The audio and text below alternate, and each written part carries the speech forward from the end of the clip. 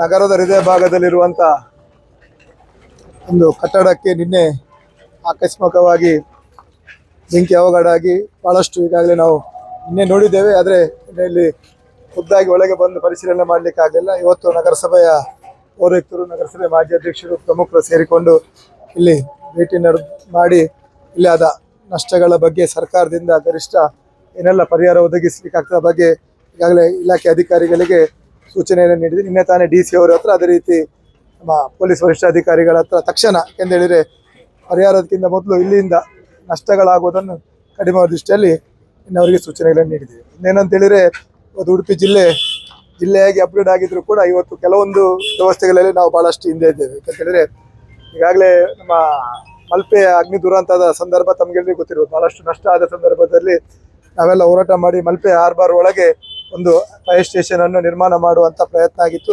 ಅದರ ಜೊತೆಗೆ 2 ಆ ಘಟಕಗಳನ್ನು ಫೈರ್ ಇಂಜಿನ್ ವೆಹಿಕಲ್ ಅನ್ನು ಒದಗಿಸಿತ್ತು. ಆದರೆ ಇವತ್ತೇನಾಗಿದೆ ಅಂತೇಳಿ 15 ವರ್ಷ ಹಿಂದಿನ ಆ ವೆಹಿಕಲ್ಗಳಾಗಲಿಕ್ಕೆ ಹೋಗಿ ಇವತ್ತು ಸರಿಯಾದ ಸಮಯಕ್ಕೆ ಆ ಒಂದು ಘಟನೆ ಆದಾಗ ಅದನ್ನು ಬಳಕೆ ಮಾಡಲಿಕ್ಕೆ ಅದು ವಿಫಲವಾಗಿದೆ.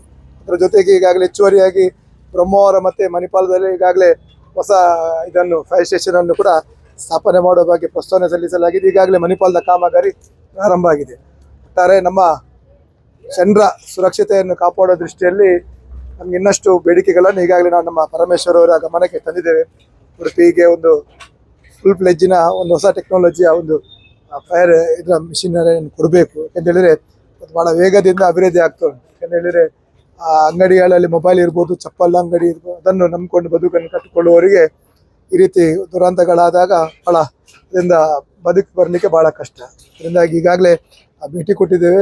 ಜಾಗ್ರತೆ ಬಗ್ಗೆ, ಸುರಕ್ಷತೆ ಬಗ್ಗೆ ಕೂಡ ಅಂಗಡಿ ಮಾಲಕರ ಹತ್ರ ಕೂಡ ನಾವು ಮುಂದೆ ಚರ್ಚೆಗಳನ್ನು ಮಾಡಿ ಅವರ ಸೇಫ್ಟಿ ಮೆಷರ್ಸ್ ಏನಂತ ಉಂಟು, ಅದೇ 100% ಅಂತ ಆಗದಿದ್ರು ಕೂಡ ಅವರ ಒಂದು ವ್ಯಾಪ್ತಿಯೊಳಗೆ ಫೈರ್ ಮಿಷಿನನ್ನು ಅಳವಡಿಸುವ ರೀತಿಯಲ್ಲಿ ಅದಕ್ಕೊಂದು ಅವರಿಗೆ ಮಾಹಿತಿಯನ್ನು ಕೊಡುವಂಥ ಒಂದು ಕಾರ್ಯ ಅದು ಮಾಡಲಿಕ್ಕೆ ಬಂದಿದೆ. ಅದರ ಜೊತೆಗೆ ಈಗಾಗಲೇ ಸರ್ಕಾರದ ತಹಸೀಲ್ದಾರ್ ಹತ್ರ ಇದರ ಬಗ್ಗೆ ಒಂದು ಎಷ್ಟು ನಷ್ಟಗಳಾಗಿದೆ ಅದರ ಬಗ್ಗೆ ಪರಿಶೀಲನೆ ಮಾಡಿ ವರದಿಯನ್ನು ಪಡ್ಕೊಂಡು ತಕ್ಷಣ ಸರ್ಕಾರದ ಗಮನಕ್ಕೆ ತಂದು ಗರಿಷ್ಠವಾಗಿ ಅದಕ್ಕೆ ಸಹಕಾರ ಮಾಡುವಂಥ ಪ್ರಾಮಾಣಿಕವಾದ ಪ್ರಯತ್ನಗಳನ್ನು ನಾವು ಮಾಡ್ತೇವೆ. ಮುಂದಿನ ದಿನಗಳಲ್ಲಿ ಇದೇ ರೀತಿ ಒಂದು ಫೈರ್ ಸರ್ವಿಸ್ನ ಒಂದು ವ್ಯವಸ್ಥೆಗಳನ್ನು ಇನ್ನಷ್ಟು ಹೆಚ್ಚಿಸುವಂಥ ಒಂದು ಪ್ರಯತ್ನಗಳನ್ನು ನಾವು ಮಾಡ್ತೇವೆ. ಒಟ್ಟಾರೆ ನಿನ್ನೆ ನಮ್ಮ ಇಲಾಖೆಯ ಒಂದು ವ್ಯವಸ್ಥೆಯಲ್ಲಿ ಸ್ವಲ್ಪ ನಾವು ಎಡವಿದ್ದೇವೆ ಅಂತ ಕಾಣ್ತದೆ. ಯಾಕಂತೇಳಿದರೆ ಇರುವಂಥ ಫೈರ್ ಸರ್ವಿಸ್ ಮಿಷಿನ್ಗಳು ಇವತ್ತು ತಪ್ಪ ಸಮಯಕ್ಕೆ ಸರಿಯಾಗಿ ಅದರ ಸೇವೆಯನ್ನು ಒದಗಿಸಲಿಕ್ಕೆ ಆಗ್ತಿಲ್ಲ. ಯಾಕೆಂದರೆ ಉಡುಪಿಯಲ್ಲಿರುವಂಥದ್ದು ಆ ಫೈರ್ ಸರ್ವಿಸ್ನ ಮಿಷಿನ್ಸ್ಗಳ ವೆಹಿಕಲ್ಗಳು ಇವತ್ತು ಔಟ್ಡೇಟೆಡ್ ಆಗಿದೆ. ಅದರಲ್ಲಿ ನೀರು ತುಂಬಿಸಿ ಇಲ್ಲಿ ಬರುವಾಗ ಸಾಧಾರಣ ಅರ್ಧ ಮುಕ್ಕಾಲು ಗಂಟೆ 5 ಕಿಲೋಮೀಟರ್ ವ್ಯಾಪ್ತಿಯೊಳಗೆ ಬರಲಿಕ್ಕೆ ತಗಲ್ತು ಉಂಟು. ಮಣಿಪಾಲ ಅಂತ ಪ್ರದೇಶಗಳಿಗೆ ಆ ರೋಡಲ್ಲಿ ಅಪ್ಪು ಏರಿದ ಭಾಗದಲ್ಲಿ ಅದು ಫುಲ್ಲಿಂಗ್ ಆದರೆ ಪವರ್ಗಳಿಲ್ಲ ಅಂತ ಭಾಳಷ್ಟು ಸಮಸ್ಯೆಗಳುಂಟು. ಈಗಾಗಲೇ ನಾವು ತಂದಿದ್ದೇವೆ. ಆದರೆ ಈ ರೀತಿಯ ಅವಘಡ ಆಗಬಾರ್ದು. ಆದರೆ ಅವಘಡ ಆಗ್ತದಿಲ್ಲ ಗೊತ್ತಿಲ್ಲ. ಆದರೆ ನಮ್ಮ ಸುರಕ್ಷತೆಯನ್ನು ನಾವು ಕಾಪಾಡೋ ದೃಷ್ಟಿಯಲ್ಲಿ ಮುಂದಿನ ದಿನಗಳಲ್ಲಿ ಅತಿ ಜಾಗ್ರತೆ ವಹಿಸುವಂಥ ಕೆಲಸವನ್ನು ನಾವು ಮಾಡ್ತೀವಿ.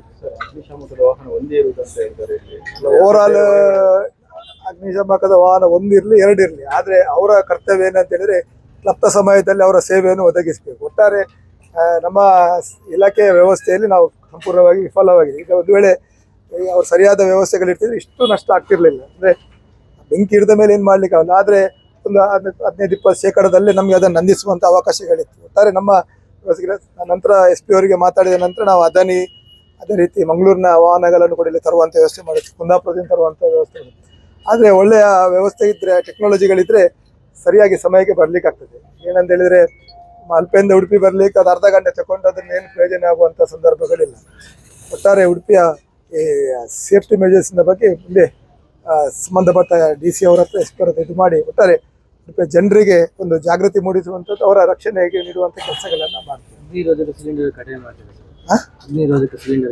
ನಾನು ಈಗಾಗಲೇ ಹೇಳಿದೆ ಎಲ್ಲ ಅಂಗಡಿಯವರಿಗೆ, ಅಟ್ಲೀಸ್ಟ್ ನಿಮ್ಮ ಅಂಗಡಿಗೆ ಒಂದು ಸೇಫ್ಟಿ ಮೆಜರ್ಸ್ಗಾಗಿ ಫೈರ್ ಎಕ್ಸ್ಟೆನ್ಷನ್ 2 kg ಬರ್ತದೆ, ಅದನ್ನೊಂದು ಟ್ರೈನಿಂಗ್ ತಗೊಂಡು ಅದೇ ಅದು ಬಳಕೆ ಆಗಬಾರ್ದು, ಸಮಸ್ಯೆ ಆಗಬಾರ್ದು. ಆದರೆ ನಮ್ಮ ಜಾಗ್ರತೆಯ ದೃಷ್ಟಿಯಲ್ಲಿ ನಾವು ಎಲ್ಲ ಈಗ ನಾವೇನು ಮಾಡಿದ್ವಿ ಅಂದರೆ ನಮ್ಮ ಮಲ್ಪೆಯಲ್ಲಿ ಎಲ್ಲ ಬೋಟ್ಗಳಿಗೆ ನಾವು ಫೈರ್ ಎಕ್ಸ್ಟೆನ್ಷನ್ ಕೊಟ್ಟಿದ್ದೆ. ಏಕೆಂದರೆ ಸಮುದ್ರ ನಡಿಯಲ್ಲಿ ಅವಘಡ ಆದಾಗ ಸಂಪೂರ್ಣವಾಗಿ ಅವರಿಗೆ ಅದು ಬದುಕಲಿಕ್ಕೆ ಕಷ್ಟ ಆಗ್ತದೆ. ಈ ಹಿಂದೆ 2 ದುರಂತ ಆದಾಗ ನಾವು ನಮ್ಮ ಫೆಡರೇಷನ್ ವತಿಯಿಂದ ಉಚಿತವಾಗಿ 400 ಬೋಟ್ನವರಿಗೆ ಅದರ ಟ್ರೈನಿಂಗನ್ನು ಕೊಟ್ಟಿದ್ದೇವೆ. ಫೈರ್ ಎಕ್ಸ್ಟೆನ್ಷನ್ ಕಿಟ್ಟನ್ನು ಕೂಡ ಯಾವಾಗ ಬಳಕೆ ಮಾಡೋದು ಕೊಟ್ಟಿದ್ದೇವೆ.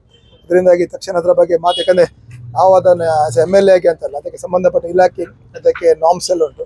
ಆ ನಾಮ್ಸ್ ಪ್ರಕಾರ ಎಲ್ಲ ಈ ಟಾಯ್ಸ್ ಇರುವಂಥ ಚಪ್ಪಲ್ ಅಂಗಡಿಗಳಲ್ಲಿ, ಯಾಕಂದರೆ ಬೆಂಕಿ ತಗಲಿದ ನಂತರ ಅದನ್ನು ನಂದಿಸಲಿಕ್ಕೆ ಭಾಳ ಕಷ್ಟ ಆಗಬಾರ್ದು. ಆದರೆ ಆದಾಗ ನಾವು ಏನಾದರೂ ಅದಕ್ಕೆ ಮುನ್ನೆಚ್ಚರಿಕೆಯಾಗಿ ಮಾಡಬೇಕು. ಅದರಿಂದಾಗಿ ತಕ್ಷಣ ಅವರ ಅಸೋಸಿಯೇಷನ್ ಅವರನ್ನು ಕರೆಸಿ ಅವರಿಗೆ ಅದನ್ನು ಟ್ರೈನ್ ಅಪ್ ಮಾಡಬೇಕು. ಯಾಕಂದರೆ ಕೊಡೋದು ಮಾತ್ರ ಅಲ್ಲ, ಅದನ್ನು ಯೂಸ್ ಮಾಡೋದು ಹೇಗೆ ಅಂತ ಮಾಡಬೇಕಾಗ್ತದೆ. ಅದರ ಬಗ್ಗೆ ಕೂಡ ನಾವು ಕ್ರಮವನ್ನು ವಹಿಸ್ತೇವೆ. ಈಗ ಆದಮೇಲೆ ನಾವು ಅದನ್ನು ಮಾಡೋದಂತಲ್ಲ, ಅದು ಮಾಡಬೇಕಿತ್ತು, ಅದು ಆಗಿದೆ. ಆದರೆ ಇದಕ್ಕೆ ಈಗ ತಕ್ಷಣ ಇದಕ್ಕೇನಾದರೂ ಒಂದು ಬದಲಿ ವ್ಯವಸ್ಥೆಗಳನ್ನು ಮಾಡುವ ಬಗ್ಗೆ ಪ್ರಯತ್ನಗಳನ್ನು ಮಾಡ್ತೇವೆ.